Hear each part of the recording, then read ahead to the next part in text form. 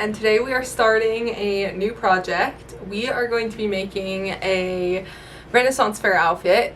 I think every year I make a couple Renaissance Fair outfits at least. I've done dragons, fairies, princesses, a few fairies. What else? I've done quite a few different Renaissance Fair outfits, but I don't have anything that's like a historical looking outfit. Well, dang, I guess I need one. So I'm going to the Fair? I'm going to the Renaissance Fair in about 5 days with some of my friends. So I want to make an outfit for that. I just made this pattern in the past couple hours for a size 6, and now I'm going to modify it for myself. I'm not making the chemise underneath because so I actually was about to. I ordered the fabric and they said they were out of stock, and then by the time I heard that it was out of stock,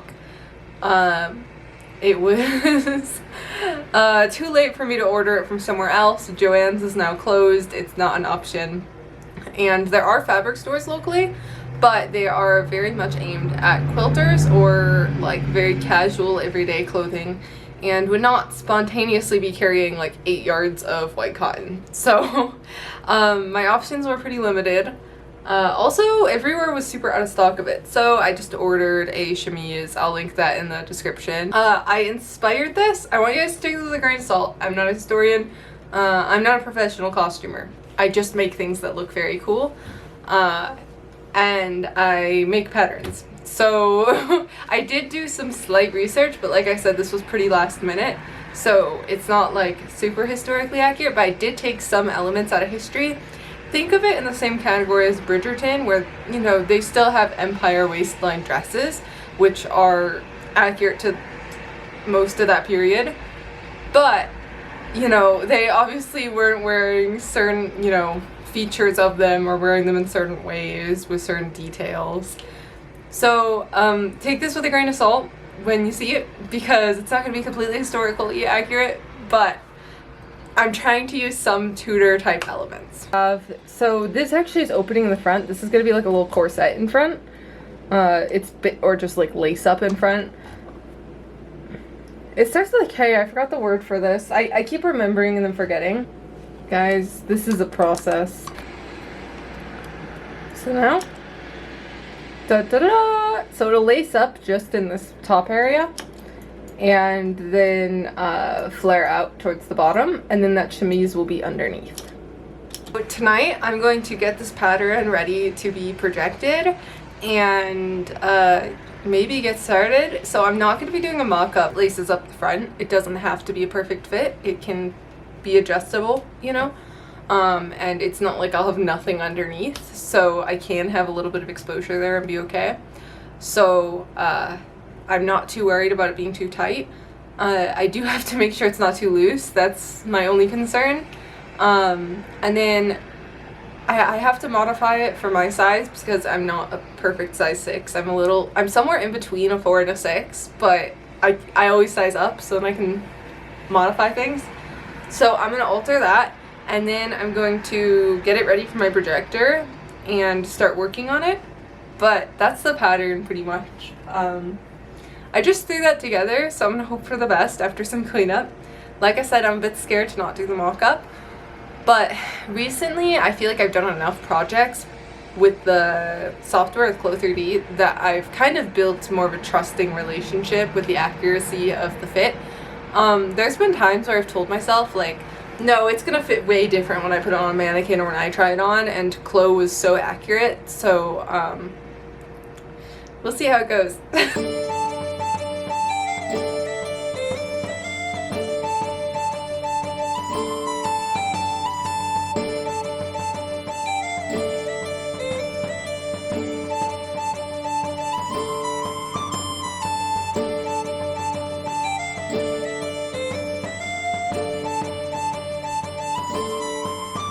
Okay, I have cut out all of the fabric pieces. I didn't do a mock-up for this, so I'm pretty nervous. But like I said, I cut out all the fabric, so now I'm just going to, it's like 10 p.m. Tomorrow I'm gonna get started on sewing them together. I'm gonna be starting with the lining, which I am adding some light structure to, like some plastic boning, but nothing too heavy.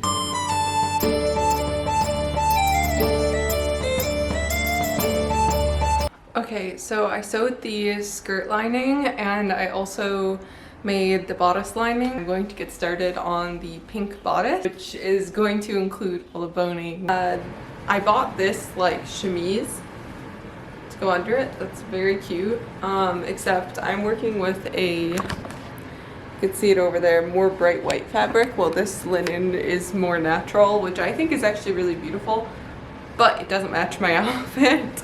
So I'm actually gonna bleach this. I haven't tried this before, but I just did a little test patch.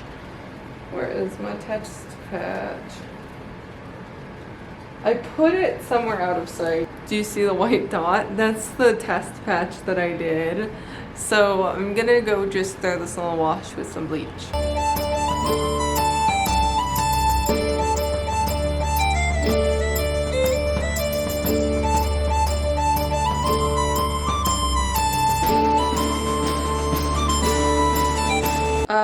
I'm gonna justify some things I did, because if this was a cosplay competition, I would not be doing some of the things I'm doing.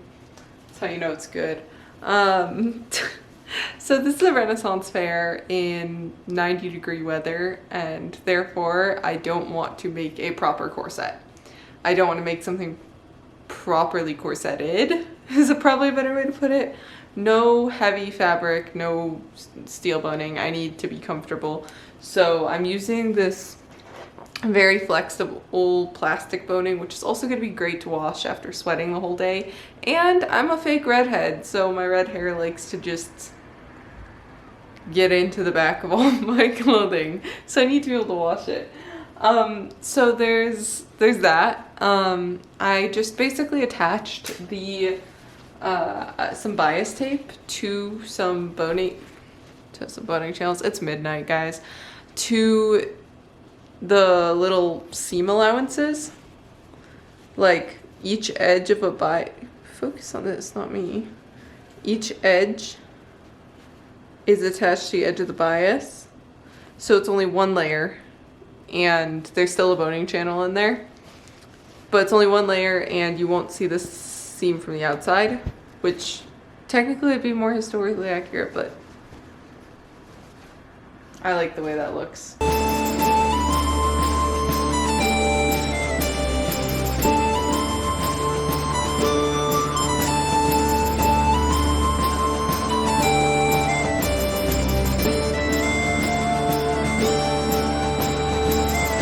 Okay, the top portion is pretty much done, so now I'm gonna sew on the skirts, but this is where it's currently at. Also, the lining was this is like, these are the neatest grommets I think I've done too. Stop clawing me, Klaus.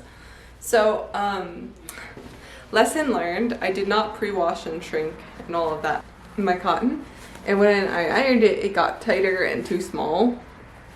So I cut a slit there, which I am going to catch stitch down before sewing on the skirts. And then I'll put on the skirts. Dude, he keeps clawing me. You are so rude. Did you know that? It is not polite to just claw people in the foot. Be polite, sir. I don't like this attitude. Yeah? Well, you don't like the lack of food you're getting? I just fed you a whole can of wet food. Yep. You're not starving to death. Trust me. I know.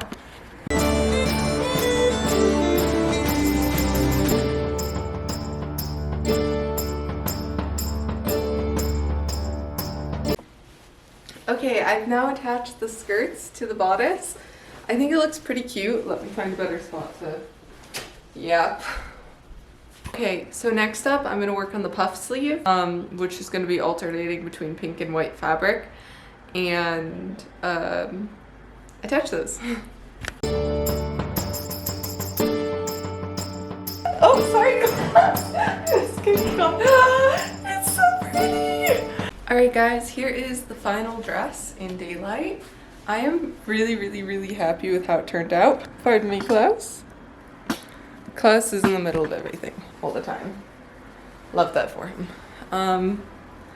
So it fits perfectly, exactly what I wanted. That boning looks so good in it too.